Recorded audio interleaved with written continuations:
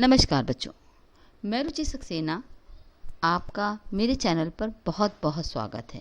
आज मैं आपको मृदुला गर्ग द्वारा लिखित पाठ मेरे संग की औरतें पढ़ाने जा रही हूँ। बच्चों, सबसे पहले इसमें समझना है कि इन्होंने अपने संसर्ग में आई हुई औरतों का जो है वो यहाँ पर वर्णन किया है। परिवारजनों के प्रेरक प्रसंगों का यहाँ पर वर्णन किया है, जिसमें सबसे पहले इन्होंने अपनी नानी के विषय में बताया है, जिनको इन्होंने कभी देखा नहीं।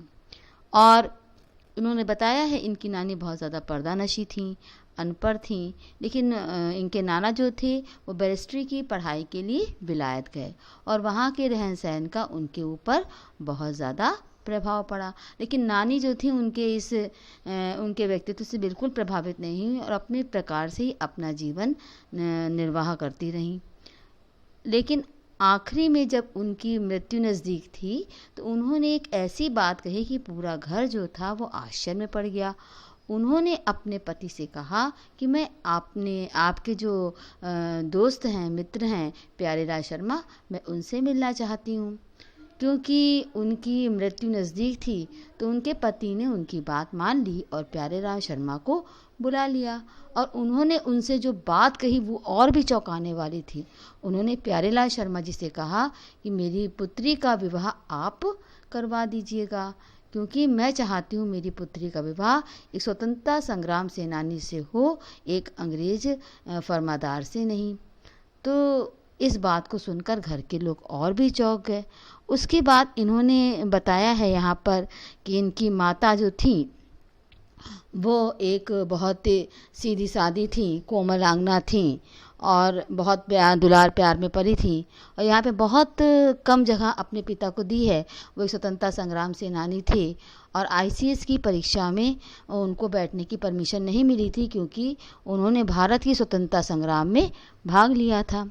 उसके बाद यहाँ पे अपनी माता के विषय में बताते हुए ने बताया था कि इनकी माता जो थी वो बहुत नाजुक थी और ससुराल वाले जो थे उनके उस समय साहबों से, अंग्रेज़ों से बहुत अभिभूत थे।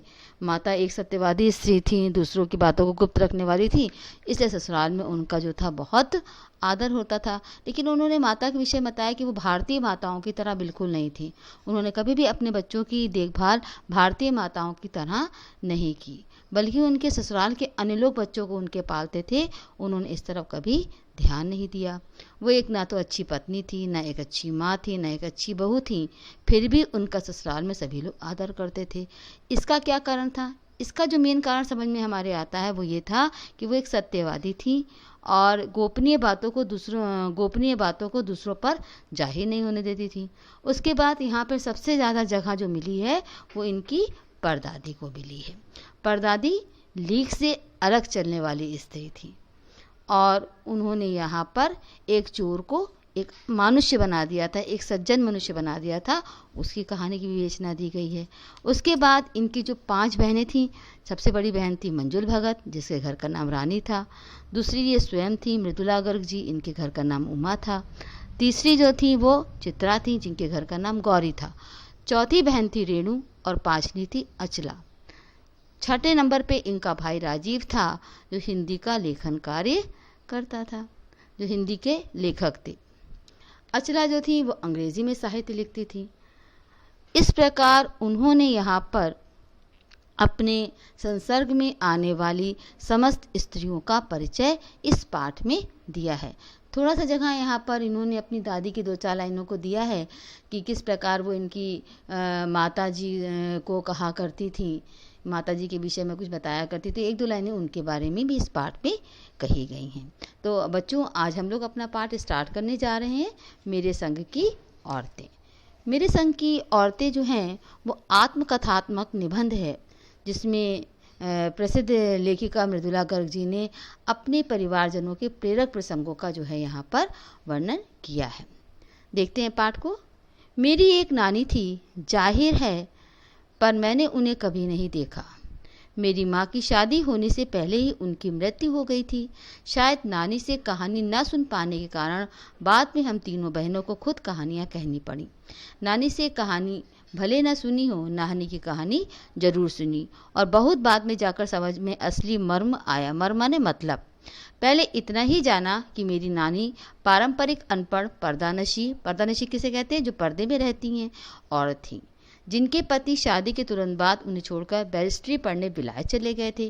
कैम्ब्रिज विश्वविद्यालय से डिग्री लेकर जब वे लौटे और विलायती रीति रिवाज के संग जिंदगी बसर करने लगे तो नानी ने अपने रहन-सहन पर उनका कोई प्रभाव नहीं पड़ा, न उन्होंने अपनी किसी इच्छा, आकांक्षा या पसंद नापसंद का इजहार पति पर कभी किया।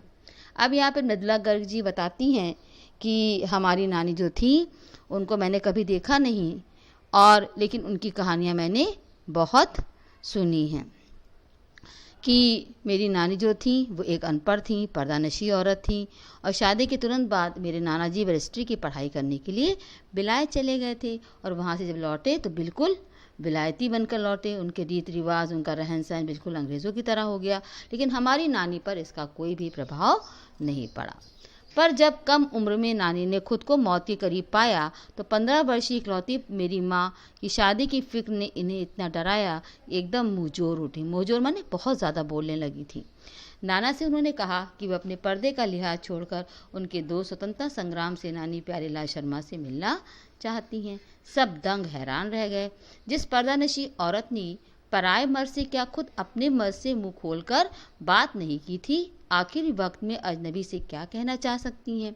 पर नाना ने वक्त की कमी और मौके की नज़ाकत की लाज रखी। सवाल जवाब में वक्त बर्बाद करने के बजाय फौरन जाकर दोस्त को लिवा लाए और बीबी के हुजूर में पेश कर दिया। यानी यहाँ पर जब मेरी माँ की उम्र 15 साल की थी तो नानी को उनकी शादी की चिंता हुई। उन्होंने एकदम से समस्त जो रीति रिवाज था, पर्दा था, उन सब का परित्याग किया और अपने पति से कहा कि मैं आपके मित्र प्यारेलाल शर्मा से मिलना चाहती हूँ, क्योंकि वो एक पर्दानशी औरत थी। इस प्रकार की बातें सुनकर सभी लोग जो थे वो दंग रह गए, लेकिन नाना ने समझा कि अब इनकी मृत्यु का समय नज़दीक है और इनकी इच्छा तुरंत पूरी करी। अब जो नानी ने कहा वो और भी हैरत अंगेज कर देने वाला था। उन्होंने कहा, वचन दीजिए कि मेरी लड़की के लिए वर आप तय करेंगे। वर माने दूल्हा, हस्बैंड। मेरे पति तो साहब हैं, मैं नहीं चाहती कि मेरी बेटी की शादी साहबों के फर्माबरदार माने आज्ञाकारी से हो। आप अपनी तरह आज़ादी का सिपाही ढूंढकर उसकी शादी करवा दीजिएगा। कौन कह सकता था कि अपनी आज़ादी से पूरी तरह बेखबर उस औरत के मन में देश की आज़ादी के लिए ऐसा जुनून होगा। बाद में मेरी समझ में आया कि दरअसल वे निजी जीवन में भी काफ़ी आज़ाद ख्याल रही होंगी। ठीक है, उन्होंने नाना की ज़िंदगी में कोई दखल न दिया, न उसमें साझेदारी की, पर अपनी ज़िंदगी को अपने ढंग से जीती जरूर रही। पारंपरिक घरेलू उबाऊ और खामोश ज़िंदगी जीने में आज के हिसाब से क्रांतिकारी चाहे कुछ ना रहा हो, दूसरे की तरह जीने के लिए मजबूर न होने में असली आज़ादी ज़्यादा ही थी। अब यहाँ पर उन्होंने जो जिक्र किया कि अपने मित्र को प्यारेलाल शर्मा को बुला के लाइए, उन्होंने बुला दिया।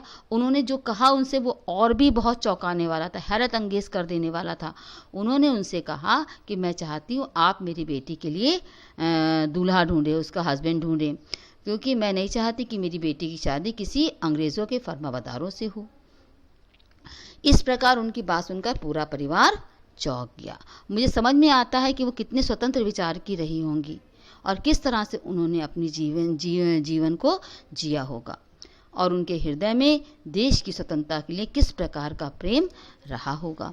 खैर, इस तरह मेरी माँ की शादी एक पढ़े लिखे होनहार लड़के से हुई, जिसे आज़ादी के आंदोलन में हिस्सा लेने के अपराध में ICS के इम्तिहान में बैठने से रोक दिया गया, और उनकी जेब में पुश्तैनी पैसा धेला एक नहीं था।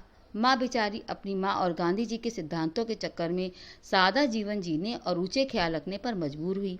हाल उनका ये था कि खादी की साड़ी उन्हें इतनी भारी लगती थी कि कमर चनका जाती थी मतलब मोच खा जाती थी। रात भर जागकर वे उसे पहनने का अभ्यास करती थी, जिससे दिन में शर्मिंदगी ना उठानी पड़े। वे कुछ ऐसी नाजुक थीं कि उन्हें देखकर उनकी सास यानी मेरी दादी ने कहा था, हमारी बहू तो ऐसी है, धोई पोछी और छीके पर टांग दी। गनीमत यही थी किसी ने उन्हें छीके से उतारने की पेशकश नहीं की।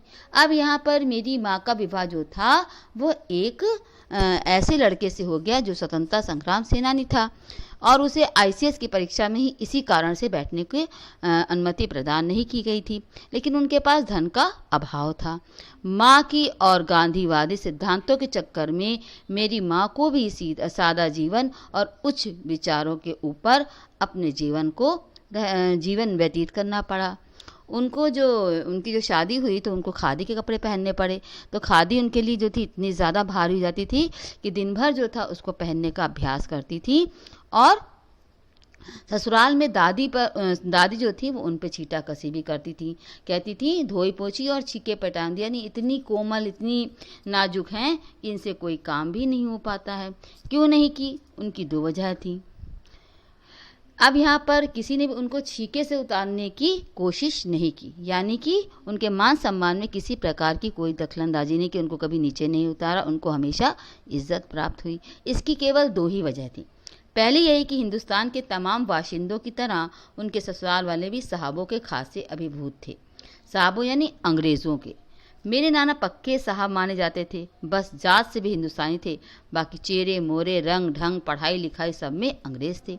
मज़े की बात यह थी कि हमारे देश में आज़ादी की जंग लड़ने वाले ही अंग्रेज़ों के सबसे बड़े प्रशंसक थे।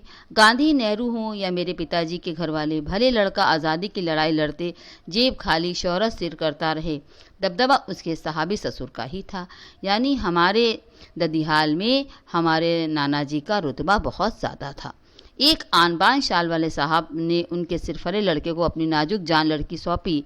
इससे रोमांचक क्या कोई परिकथा होती। नानी की सनक भरी आखिरी ख्वाहिश मन इच्छा और नाना की रजामंदी, वे रोमांचक उपकथाएं थीं जो कहानी के तिलिस्म को और गाढ़ा बना चुकी थी। दूसरी वजह माँ की अपनी शख्सियत थी। उनमें खूबसूरती, नज़ाकत, गैर दुनियादारी के साथ ईमानदारी और निष्पक्षता। वो किसी में भेदभाव नहीं करती थी। कुछ इस तरह घुली मिली थी कि वे परिजात से कम जादुई नहीं मालूम पड़ती थी।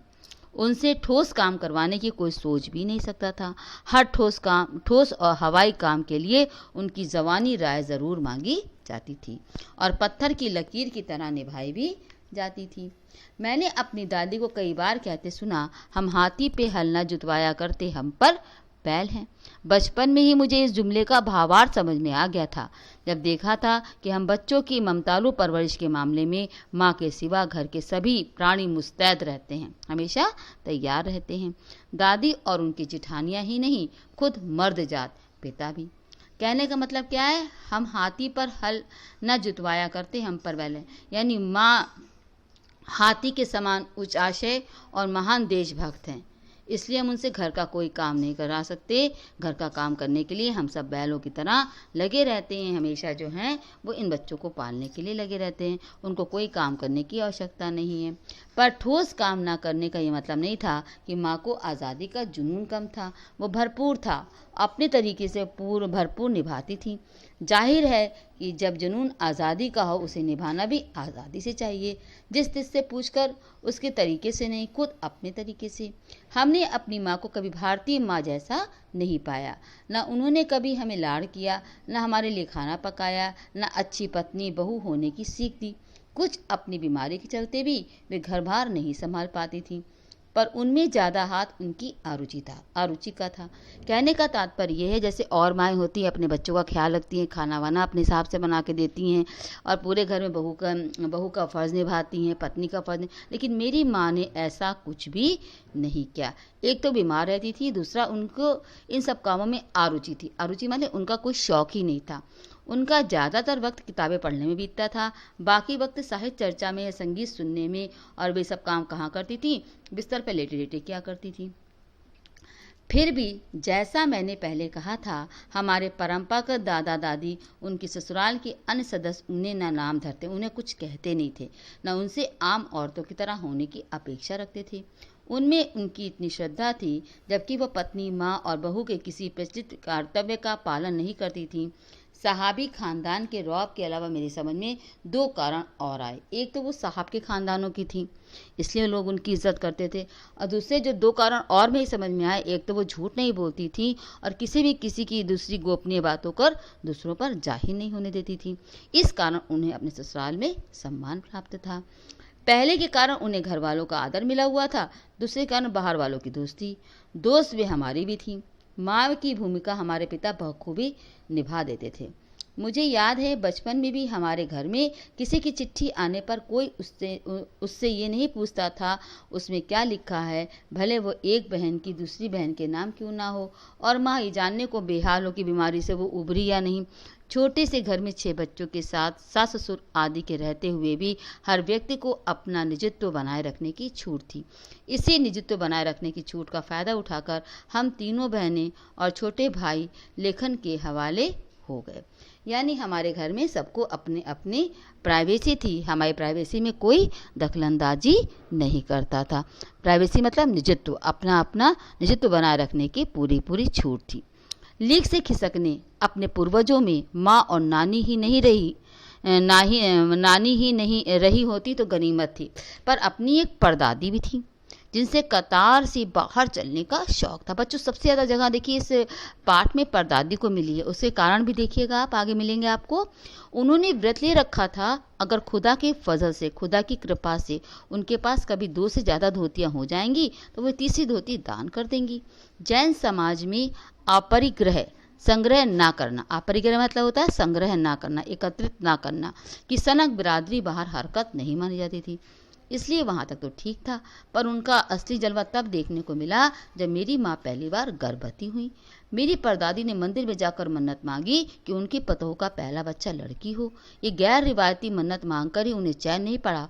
उसे भगवान और अपने बीच पोशीदा रखने की बजाय सरेआम उसका ऐलान कर दिया। उन्होंने उसको गुप्त नहीं रखा, बल्कि उन्होंने सब जगह इस बात का ऐलान कर दिया। लोगों के मुंह खुले के खुले रह गए। उनके फितूर की कोई वाजिब वजह ढूंढने ना मिली।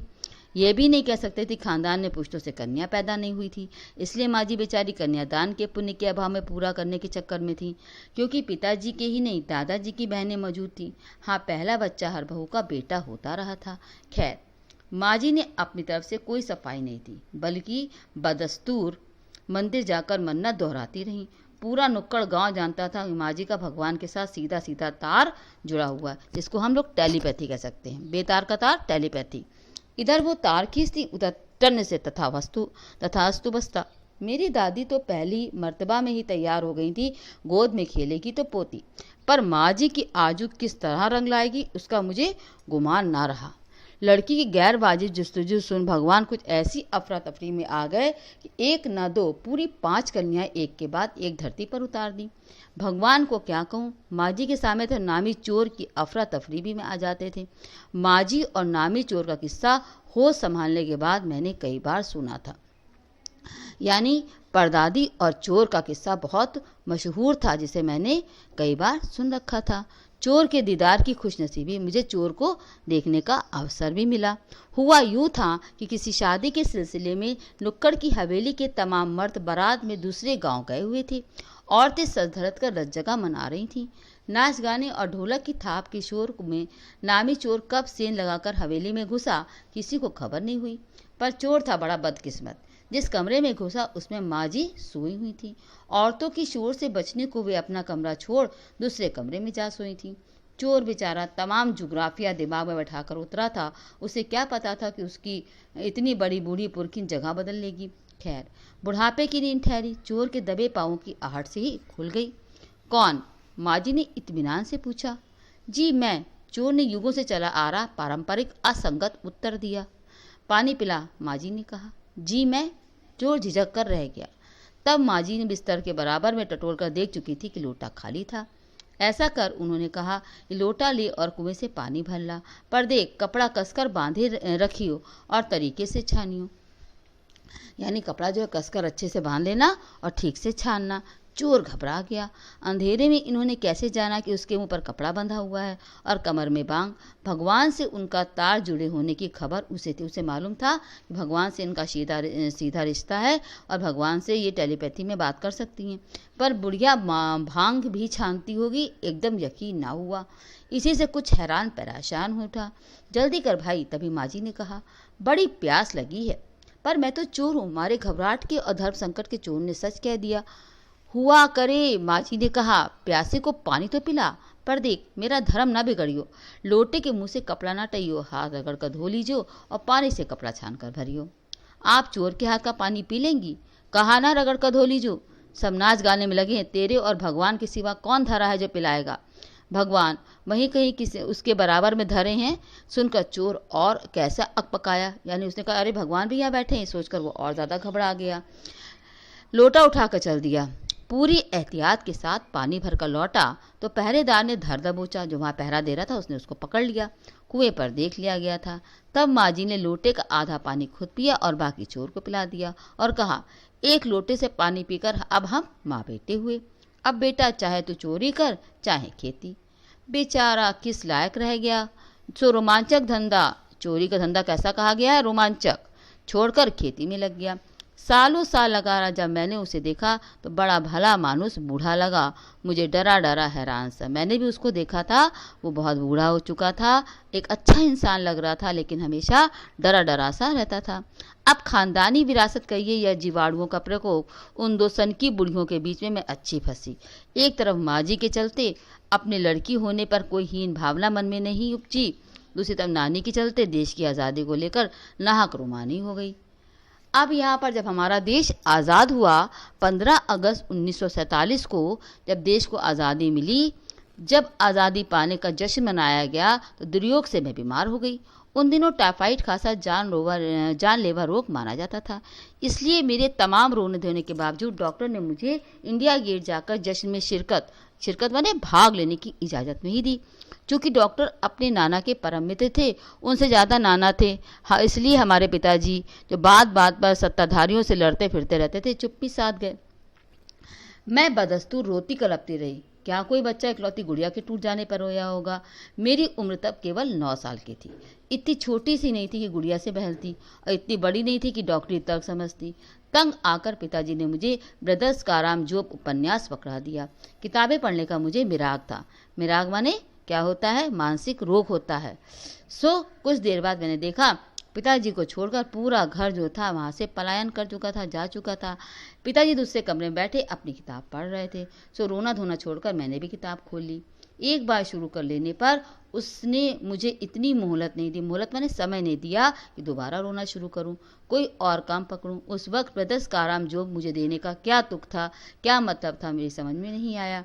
किताब कितनी समझ में आई वो अब भी नहीं जानती, क्योंकि उसके इतनी बार पढ़ी जाने पर सारे पाठ गड़मड़ हो गए, एक दूसरे में मिक्स हो गए।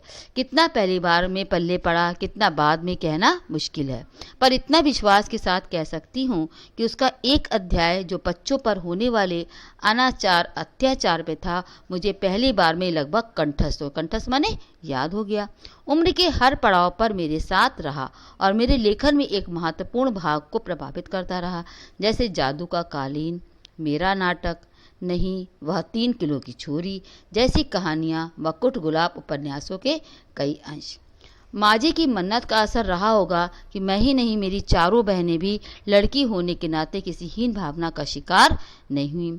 नानी, माँ और परदादी की परंपरा बरकरार रखते हुए लीक पर चलने से भी इनकार किए रही।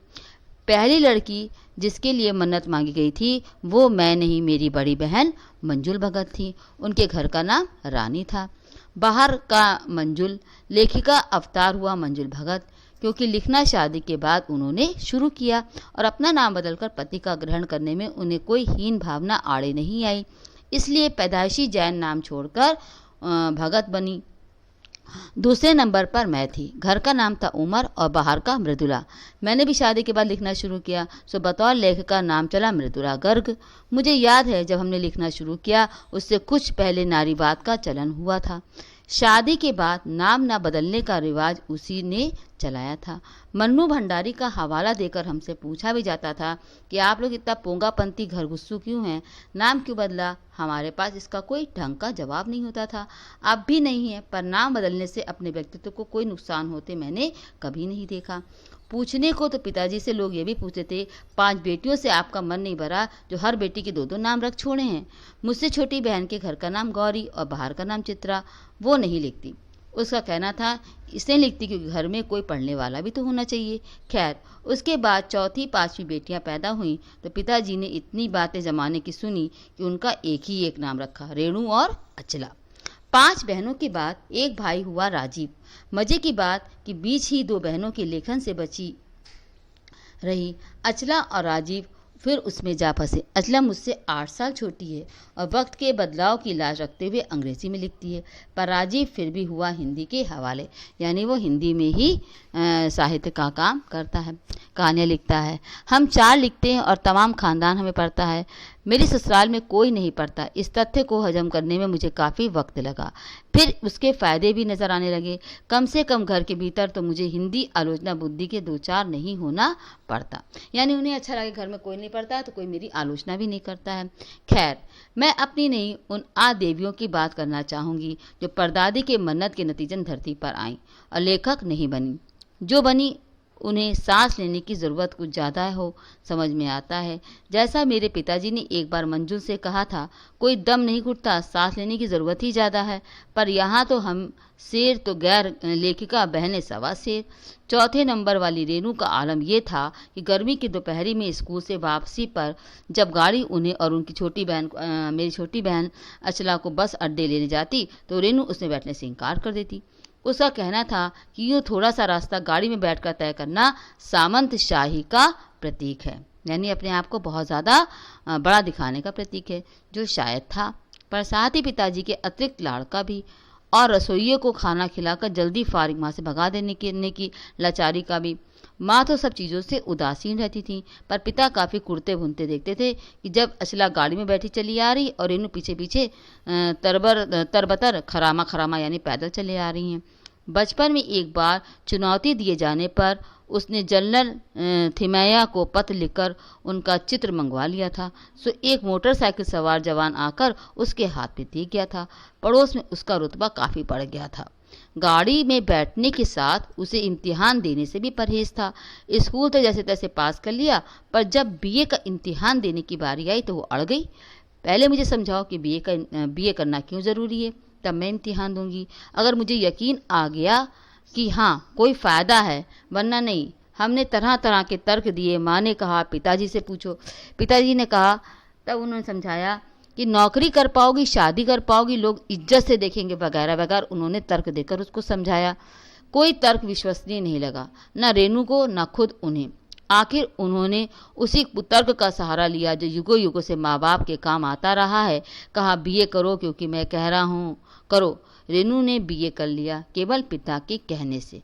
उनको समझ में नहीं आया कि बीए का क्या मतलब होगा, उससे क्या फ़ायदा होगा।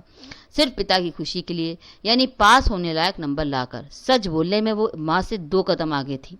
गनीमत यह है कि आधा समय उन्हें सच सुनकर लोग सोचते हैं कि वो मजाक कर रही होंगी, इसलिए बिना मेहनत वो लोगों को हंसाए रख लेती हैं। आज भी उन्हें कोई इत्र भेंट करता है तो कहती है नहीं चाहिए, मैं तो रोज़ नहाती हूँ। इत्र तो उन्हें लगाना चाहिए जो कभी कभी नहाते हों।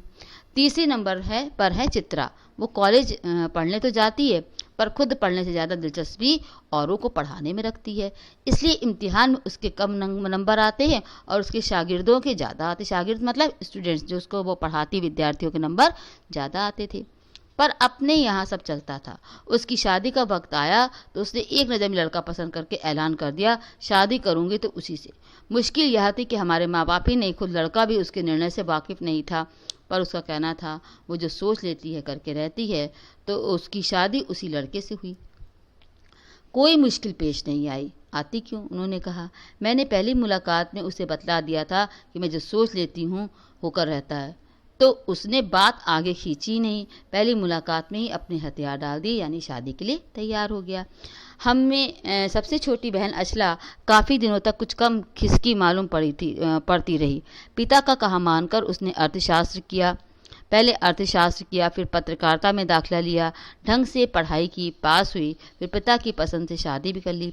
पर उसके आगे लीक पर नहीं चल पाई। घर बार में मन ज़्यादा रचा नहीं और मंजुल और मेरी तरह उम्र के 30 पार करते ही लिखने का रोग लगा लिया। एक बार हम में एक सी थी। घर बार को परंपरागत तरीके से हमने भले न चलाया हो, उसे तोड़ा भी नहीं। शादी एक बार और उसे कायम रखा, चाहे तलाक के कगार पर खड़ी चली हो, पर कगार तोड़ डूबी नहीं। शायद इसलिए कि जैसा मैंने अपने पहले उपन्यास में लिख डाला था, हम सभी विश्वास करती रही होंगी कि मर्द बदलने से कोई प्रयोजन सिद्ध नहीं होता। घर के भीतर रहते हुए भी अपनी मर्जी से जी लो तो काफ़ी है। शादी के बाद मैं बिहार के एक ऐसे छोटे कस्बे डालमिया नगर में रही जहाँ मर्द औरत चाहे पति पत्नी क्यों ना हो, पिक्चर देखने भी जाते तो अलग अलग दड़बों में बैठते थे। मैं दिल्ली के कॉलेज से नौकरी छोड़कर वहाँ पहुंची थी और नाटकों में अभिनय करने की शौकीन रही। मैंने उनके चलन से हार नहीं मानी। साल भर के भीतर उन्हीं शादीशुदा औरतों को पराए मर्दों के साथ नाटक करने के लिए मना लिया। अगले 4 साल तक हमने कई नाटक किए। अकाल राहत कोष के लिए उन्हीं के माध्यम से पैसा भी एकत्रित किया। अब यहाँ पर लेखिका ने बताया है कि वो डालमिया नगर में छोटे से कस्बे में जाकर रहीं, जहाँ पर उन्होंने जो मर्दों और पुरुषों के बीच में एक दरार थी उसको दूर करके उन दोनों को साथ साथ काम करने के लिए प्रेरित किया। वहाँ से निकली तो कर्नाटक के छोटे से कस्बे बागलकोट में पहुँच गई। तब तक 2 बच्चे हो चुके थे जो स्कूल जाने लायक उम्र पर पहुंच रहे थे, पर वहाँ कोई ढंग का स्कूल नहीं था।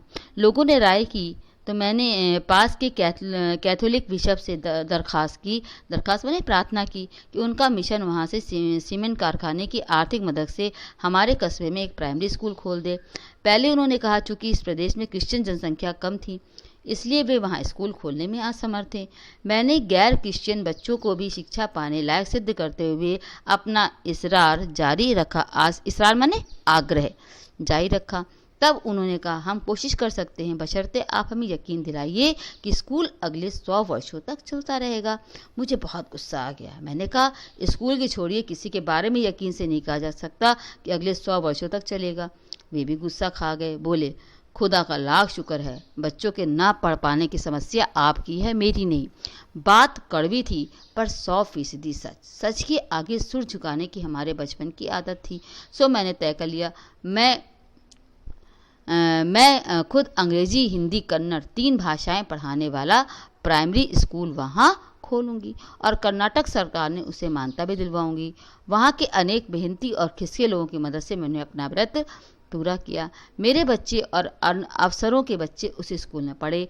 बाद में अलग अलग शहरों के अलग अलग प्रसिद्ध स्कूलों में उन्हें दाखिला मिल गया, यानी एडमिशन भी मिला। ऐसे अनेक मौके आए जब मैंने अपने ज़िद्दीपन के नमूने पेश किए, पर सबसे ज़्यादा उसने मंच पाया मेरे लेखन में, जो शुरू से अब लीक से खिसक कर अपनी राह खुद तलाशता रहा है। पर सब कुछ कर लेने पर भी मैं अपनी छोटी बहन रेणु के मुकाबले नहीं पहुंच सकती। 1950 के अंतिम दौर में एक रात दिल्ली में एक साथ 9 इंच बारिश हुई। दिल्ली की खासियत ये रही है कि थोड़ा पानी बरसते ही वह नाले में बाढ़ आ जाती है, पुलों के नीचे पानी भर जाता है, तमाम यातायात ठप हो जाता है। इस कयामती बारिश के बाद तो सरकारी दफ्तरों के पहले तल्लों में फाइलें पानी में तैरने लगती हैं। अगली सुबह किसी तरह कोई वाहन सड़क पर नहीं निकला। जाहिर है रेनू की स्कूली बसें भी उसे लेने नहीं आई। रेनू ने कहा कोई बात नहीं, मैं पैदल चली जाऊंगी। सबने समझाया स्कूल बंद होगा, मत जाओ। उसने कहा आपको कैसे पता? इस सवाल का माकूल जवाब किसी के पास नहीं था, यानी ठीक मुनासिब अच्छा जवाब किसी के पास नहीं था। हमारे यहाँ फ़ोन ज़रूर हुआ करता था, स्कूल में भी रहा होगा, पर बारिश के चलते सब ठप पड़ा था। रेनू अकेली पैदल स्कूल चल दी। गनीमत ये थी कि बारिश एक बुश्त बरस लेने के बाद थम गई थी। सड़कों पर पानी था और बरस नहीं रहा था, तो रेनू 2 मील पैदल चलकर स्कूल पहुंची। जैसा हमने कहा था स्कूल बंद था। चौकीदार रेनू को देखकर दंग रह गया, पर रेनू को कोई मलाल नहीं था। वह वापस 2 मील चलकर घर पहुंच गई। सबने कहा हमने पहले ही कहा था। उसने कहा स्कूल बंद था तो वापस आ गई, इसलिए आपने कहना कहाँ से आ गया। सोचती हूँ कैसा रोमांच का अनुभव हुआ होगा उसे उस दिन। जगह जगह पानी में लबलब करते सुनसान शहर में निचाट अकेले अपनी धुन में मंजिल की तरफ चलते चले जाना। सच अकेलेपन का अपना ही कुछ और मज़ा है, जिस अनुभवों को हमारी बहन ने उठाया था।